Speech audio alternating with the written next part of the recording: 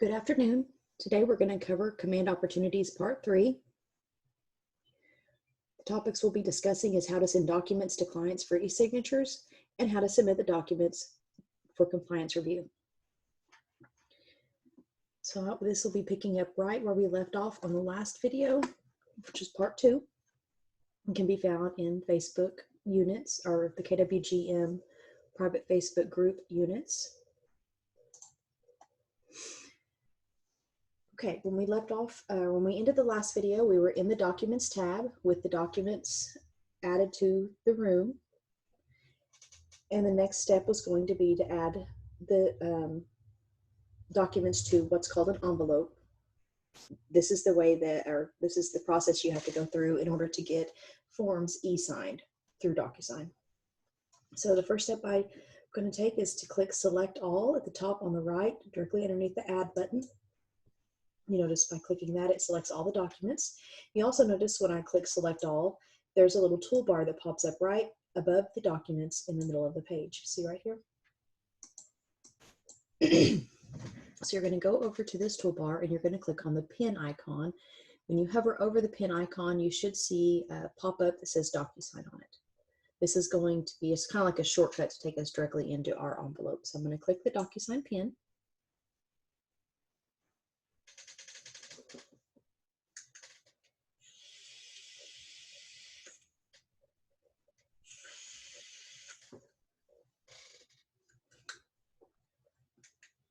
Once the page loads, you'll notice the first field that you have on the left is envelope name. I'm going to go ahead and change the name of this to listing packet. You can name it whatever you want, though no one will see it except for you. Directly below the envelope name, you'll notice you have all your documents that you just completed in the Documents tab. Scroll down a little bit below there and you'll see Add Recipients to the envelope. This is the next step you have to take. So drop down the Add Recipient menu and you're going to choose pre-tag roles. If you choose either one of these other options, the fields will not have the signature initial spots already added to them, or like the property condition disclosures and all those fields that the seller needs to complete. None of that will be added to the form. You'll have to manually do it. So the best route to go or to take is going to be the pre-tag roles. Once I select pre-tag roles, a box is going to open and it's going to show me, I've got the documents in the middle, the role on the left, and then on the right is the recipient where I can drop down the menu and I can choose the person's name that corresponds with that role. So you just go on down and choose each one of them that matches. You'll also notice when you drop down the menu that you have your name listed twice. The reason for that is the top one is the agent or the room owner. So that just means who owns the specific room that we're working inside of. So click on your name the second time your name is listed. That is actually directly connected with the listing agent. So if you do this one here at the top, it's not going to actually let you sign the portions of the form that need your signature. So choose the second one. See, we don't need a buyer 1, buyer 2 right now because the property is not under contract.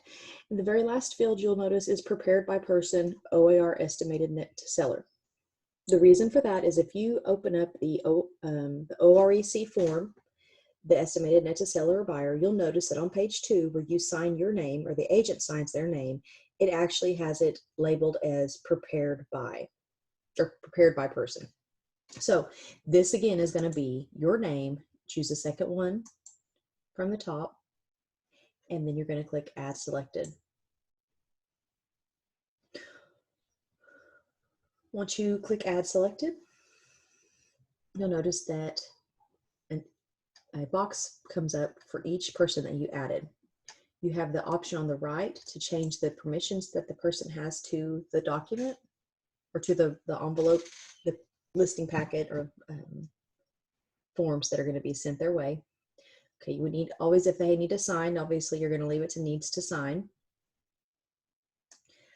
This the little boxes on the far left that say the number 1 inside of 1 and 2, that is the signing order. So if I change mine to a 2, leave this one a 1, that means I won't get, or if I change the seller 1 to a 2 and I leave myself at 1, that means the seller is not going to get any of the documents until I have signed all the places that I need to sign or that are assigned to me.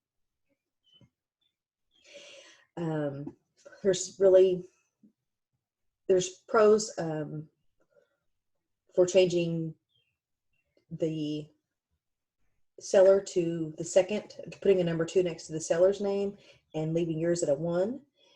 The reason for that could be it kind of gives you a one last chance to get a quick overview of the forms, and it's typically when you're looking at it in a different window, you can catch things that you missed. Reverse that, or flip that around and do yourself as number 2 and the seller as number 1. That means you won't get the documents till they sign, and the reason for doing that would be so that you can make sure that they've signed all the documents. It notifies you so then that you know that the documents have been signed, and then you just go in and you sign them to finish up the transaction. So it's really up to you. It's a personal preference, however your business works best or whatever you think is best for changing the signing order on the recipient section. Just a little below the recipient section, you've got message to all recipients. This is the email that your client will receive when you send them the documents to sign. So you might change this, please Docusign, to something a little bit more professional or a little bit clearer on what it is.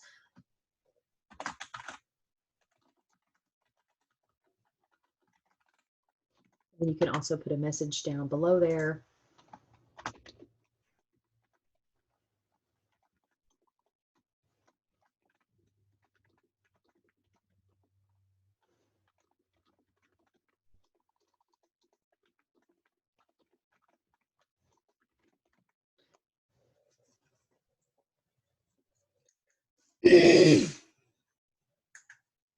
Once you've edited your message to all recipients, you can go to the top and click next. Now, I want to make sure and reiterate this. You do not have to complete anything in this message section. That's completely up to you. Probably not a bad idea to edit it, but you don't have to. So once you've made all the changes to the message to all recipients section, go up to the top on the right and click next.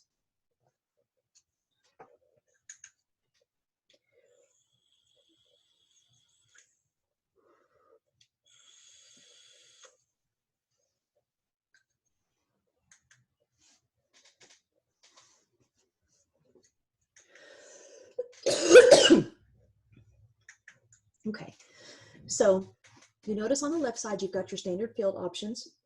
If there's a section in the form that the seller or you need to complete that wasn't completed already in the last step, you can just drag whatever field it is you need to add, or you can click it once, move your mouse over to the blank where you need to add the field, click again, and then it adds it to the form. Now you'll notice that that one was in yellow. The reason for the colors is each person that's got that has permissions to sign the form is assigned a different color. So if you drop this menu down on the left at the top, you'll see that both of my names are in one of them is in a yellow and one's in a purple.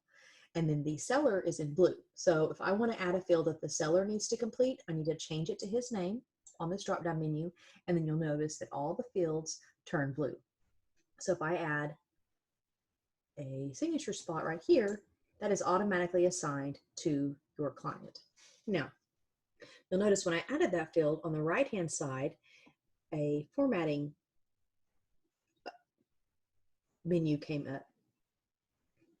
It's got it, the box next to required field checked, so that means they will have to sign this before they can finish up the forms. It won't let them go any further until they've signed. If it's not a required field, you can just uncheck the box. And then if you decide you don't want to add the field there, you can always click delete at the bottom on the right. Once you click delete, it removes the field that you added, and the list of documents comes back up. To quickly jump to a specific document, you can click on the document name at the top so that it closes all the, or the thumbnail view of all the different pages for that specific document, and then just click on the one you need and it will open it up, and then you can click on the icon for the or the thumbnail for the document, and it will take you directly to it. Now, a lot of these fields were fillable in the Documents tab that we were in earlier. I just didn't complete any of this information, but you will see here that some of it did autofill, and it's got that information added in there. Once you've made all your changes to the form and you're happy with what you've got there, just go up to the top and you can either click Recipient Preview, which will give you a quick preview of the documents, or you can click Send. I recommend the first. Probably not a bad idea to get in the habit of just kind of scrolling through and making sure the signature fields are added on there before you send them. And then, so like right here, I don't have a checkbox next to these agreements. So I would go over here and I click checkbox with my mouse one time, come over to the document, hover over the blank spot where I want to add the field, and I just click again one more time. And now it's added that field. This is also assigned to my client. And I'm going to check the box. Oh, I don't know why it doesn't have required there, but let's see. You can also, right here where it says checkbox values, if I check that, it's going to automatically check it. So you might, for this one in particular, because it's not you can't make it required, you might just go ahead and check it. And then when they sign the form, I'm sorry, excuse me, then when they sign the form, it's already checked. Okay, so once you've got all your changes made, just go over to the top, hit send.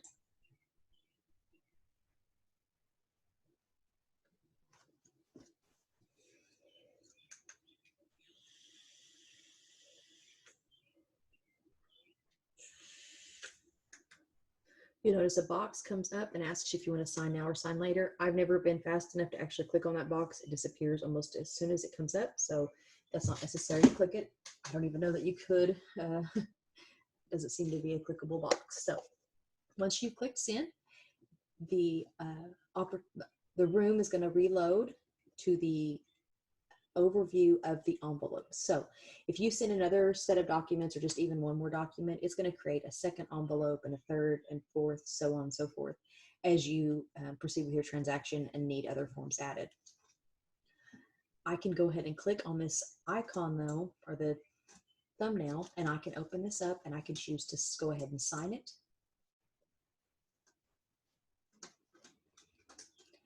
And then you'll kind of get an overview of what your client sees when they go in to sign the forms.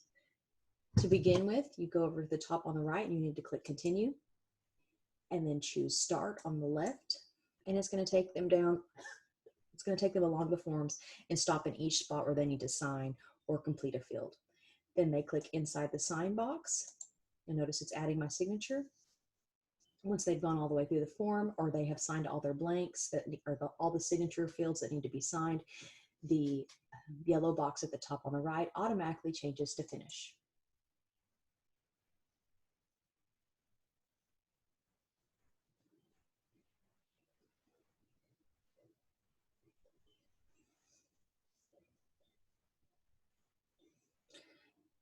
Now, if I needed to make changes to any of those documents, let's say that I forgot to add a signature field or assign it to someone, I can click on the box again for the envelope, and at the top above the list of people that are supposed to sign, you'll see where it says correct.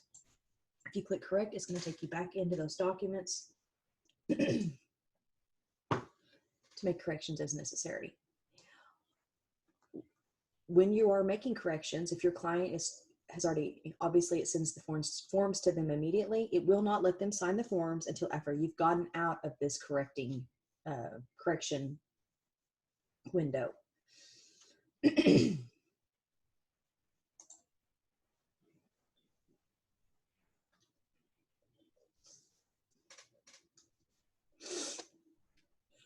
Once you make any changes, it will also send your client an updated version of the forms. I'm going to go ahead and just get out of this. Okay, so now you would wait till your client signed the forms, and let's just pretend like that's already happened. So now I'm going to go back up to the top, and I'm going to click back on the Command tab, because remember that Docusign opened in a new tab, so your command window is still open in your browser. Once you're back in command, you'll see that you've got sync transaction now. You no longer have started transaction box showing because this has already been started and is already connected directly with Docusign. So you can't restart it. You can either go to the transaction, which will open you up in Docusign, or sync it if you've made any changes or added forms, and that will allow the most up-to-date forms to be selected when you are going to go add the forms to this checklist. So you click sync transaction, then choose update, and now it's successfully been synced. There are several different ways you can add documents to these checklists or to where the document placeholders are located. I feel like the fastest route to go is to click on the attach multiple files option at the top above the document names, or the names of the documents below. Once you've clicked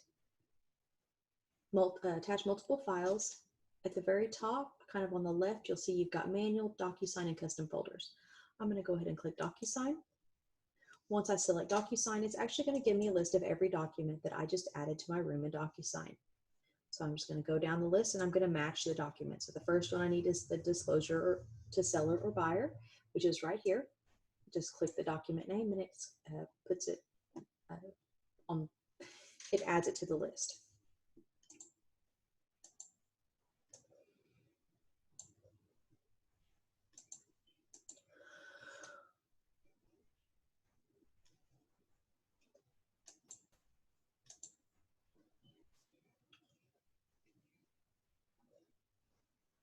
Maybe I let that form off. There it is. We'll go over how to add the manual documents like the property tax records and the active MLS printout in just a minute.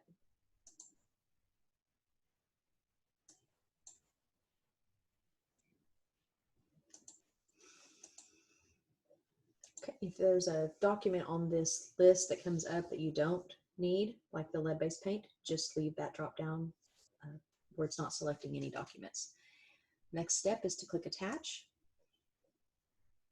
And now you'll notice on the right side that all the documents that I just chose have been now added to this checklist.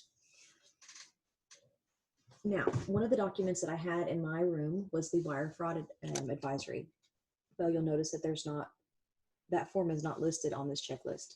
So I'm going to go up to the top and I'm going to click add item. And I'm just going to name the document.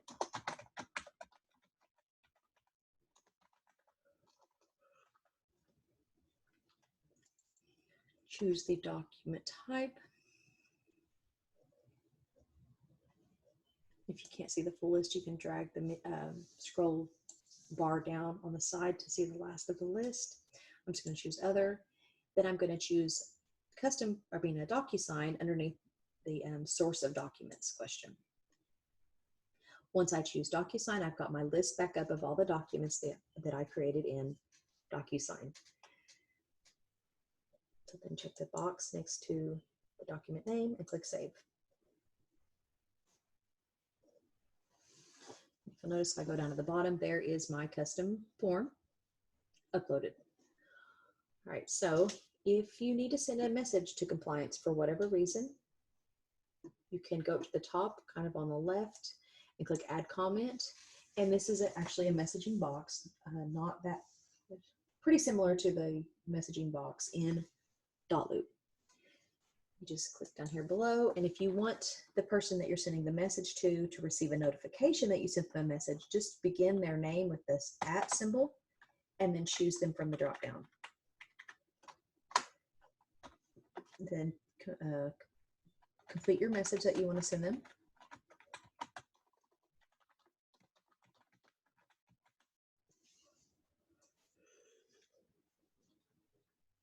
You click Add Reply, and you'll see there's the message that I just sent.